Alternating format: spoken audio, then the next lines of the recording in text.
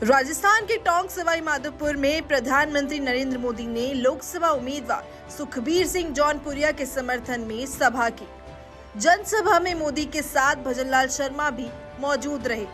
जनसभा में मुख्यमंत्री भजनलाल शर्मा ने पूर्व की कांग्रेस सरकार पर मिड डे मील में घोटाले का आरोप लगाया, जहां उन्होंने कहा कि कोरोना काल में हुए इस घोटाले की जांच होगी।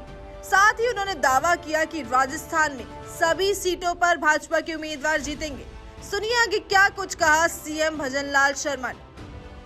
आपने देखा है हमारे क्षेत्र के अंदर जिस तरह से काम हुए हैं, मैं आपको बता देना चाहता हूं कि हमारे टोंक सवाई माधोपुर जो अजमेर सवाई माधोपुर रेल लाइन परियोजना 70 साल से जिसकी मांग थी, हमारे देश के यशस्वी प्रधानमंत्री नरेंद्र मोदी जी ने उस योजना को भी स्वीकृत किया और आज उस पर काम चल रहा है। उसके लिए आप सभी को हम जोरदार ताली बजा करके माननीय प्रधानमंत्री जी का स्वागत और अभिनंदन करें।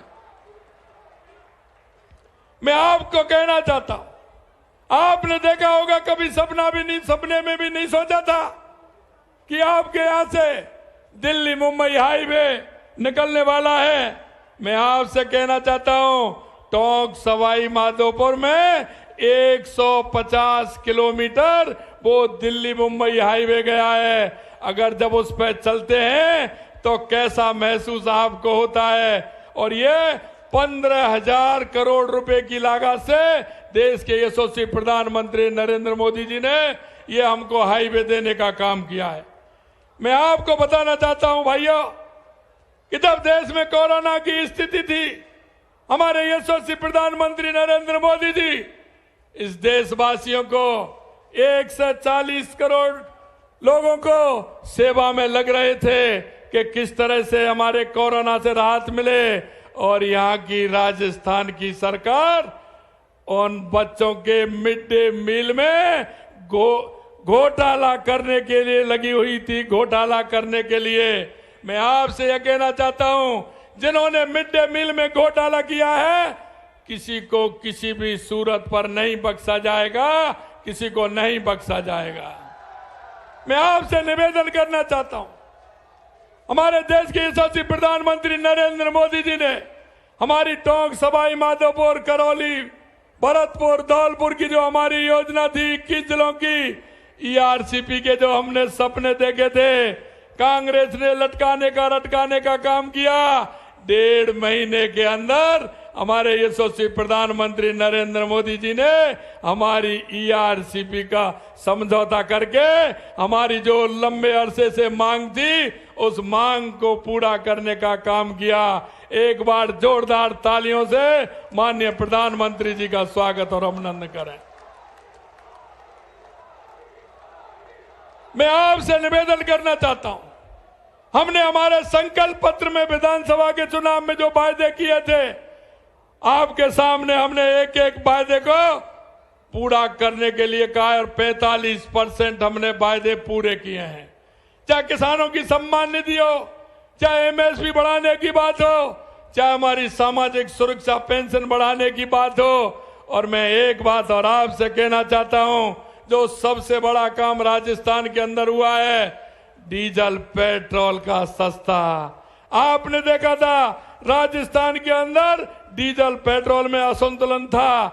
कहीं गंगानगर में सबसे महंगा था, बीकानेर में महंगा था, जोधपुर के अंदर महंगा था, उदयपुर के अंदर महंगा था, हमारे यहाँ भी महंगा था। और कितना बड़ा असंतुलन था, 5 और 5.5 रुपए का अंतर था। उसको भी हमने संतुलन करने का काम किया और 3.5 रुपए से लेकर के 7.5 रुपए तक हमने पेट्रोल सस्ता करने का काम किया और 3.5 रुपए से 6.5 रुपए तक डीजल सस्ता करने का काम किया। मैं निश्चित रूप से धन्यवाद देना चाहता हूं देश के यशस्वी प्रधानमंत्री नरेंद्र मोदी जी को कि उन्होंने डीजल पेट्रोल के अंदर राजस्थान की जनता को इतना बड़ा फायदा दिया। एक बार इसके लिए भी जोरदार तालियों से माननीय प्रधानमंत्री जी का स्वागत और अभिनंदन करें। मित्रों, मैं आपसे यही कहना चाहता हूं, हमारी जो संकल्प पत्र की योजना है, हम एक एक संकल्प पत्र की योजना को पूरा करेंगे। हमारे 19 अप्रैल को हमारे 12 लोकसभा के चुनाव हुए हैं। हम कहना चाहते हैं कि 12 की 12 लोकसभा भारतीय जनता पार्टी जीतेगी, भारतीय जनता पार्टी जीतेगी। 26 अप्रैल को 13 लोकसभाओं के चुनाव होने वाले हैं। 13 लोकसभा के चुनाव भी भारतीय जनता पार्टी जीतेगी और मैं फिर हम तिकड़ी बनाएंगे। 2014 में भी भारतीय जनता पार्टी को 25 सीट मिली थी, 19 में भी 25 सीट मिली थी और अब की बार 24 में भी पूरी की पूरी 25 सीट मिलेंगे। और 4 जून को राजस्थान के 25 कमल के फूल माननीय नरेंद्र मोदी जी के नेतृत्व में उनको सुपुर्द किए जाएंगे। मैं यही विश्वास दिलाना चाहता हूं। एक बार जोरदार तालियों के साथ माननीय प्रधानमंत्री जी का स्वागत और अभिनंदन करें। उन्होंने हमारे विकास के लिए, राजस्थान को विकसित के लिए इतना काम किया है और हमारी सारी योजनाओं को धरातल पर उतारने का काम किया है। पुनः एक बार मैं धन्यवाद देते हुए आप सभी को, आप बहुत बड़ी संख्या में, क्यों सुबह का समय था, जल्दी था, लेकिन आप लोग बहुत बड़ी संख्या में आए। आप सभी को बहुत बहुत धन्यवाद। और माननीय प्रधानमंत्री जी को पुनः हमारे राजस्थान को विकसित राजस्थान बनाने के लिए, हमारी योजनाओं को मूर्त रूप देने के लिए मैं राजस्थान की जनता की तरफ से उनका बहुत बहुत अभिनंदन और स्वागत करता हूं। आप सभी को बहुत बहुत धन्यवाद। ऐसे वीडियोस देखने के लिए सब्सक्राइब करें न्यूज़ टाइम्स टुडे को और जुड़े रहिए हमारे साथ।